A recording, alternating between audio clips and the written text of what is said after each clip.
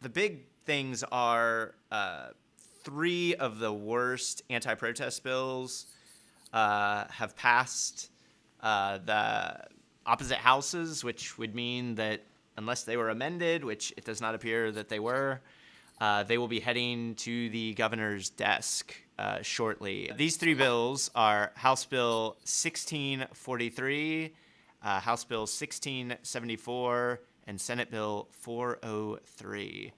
And what these bills do are one is prohibiting people from posting information about police officers. So now, while going through the stress of recording an officer doing something horrific, you now have to be aware that maybe you're posting something identifiable about them. I mean, this law just seems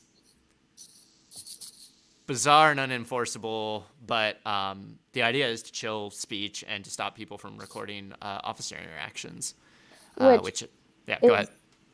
like, again, the reason I enforce the fact that I am historically trained in my introduction is because like this is destroying historical records. Like, not only are these bills like really restrictive and silencing like to this generation, but we're gonna feel like the ripple of these bills for centuries. There's always pieces that historians are trying to pick up in those threads that show us activism in different ways from different sides, and like it's the work that's been doing for centuries. And like the idea that we would stop people from collecting historical sources, which right now would be used as evidence, and like have other present issues. But I'm just like, no, it's like I'm crying over the Library of Alexandria like one more time. It's like, why would you destroy something that could become such important like historical documentation and resources?